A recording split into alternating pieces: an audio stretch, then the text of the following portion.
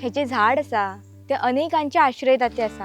कितलेशे तरेतरेचे पक्षी जसे की धनेश, पावशा, कोकीळ असे कितलेशेच पक्षी तसेच खारुताई, माकड हे हेच्या आंगा खांदाचेर सदैव खेळत असतात, हेची फळां खायत असतात।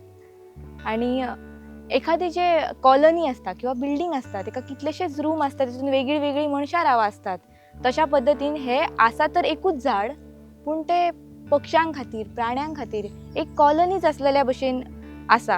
हेजे जे तुम्ही झाडाच्या खोडाचेर कितलेशेच कप्पे तुमकां दिसता, तेजे मुळां कडेन कीटक रावतात, तेच्या आंगा खांदाचेर पक्ष्यांची घरटी असता, माकड येतात खेळपाक आणि कितलेशेच फुलपाखरां आसात ती तेच्या पानांचेर अंडी दितात।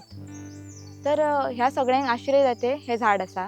वैज्ञानीक दृश्टीन सांगपाक गेले जाल्यार ह्या झाडाक एपिफाइट अशें म्हणटात, कारण की हे जे झाड आसा ते दुसऱ्या एखाद्या झाडाचो आधार घेवन बरेच फावटी आमकां जल्माक येताना पळोवपाक मेळटा। कारण की हेच्यो ज्यो बियो आसा ते वेगळे वेगळे पक्षी खाता आणि आपल्या विश्टेसून तेजो सगळे कडेन प्रसार करता आणि ते बियो ज्यो आसा ते खंयच्या झाडाचेर खंयच्या जाग्याचेर पडटा थंयसर उगवोन येता।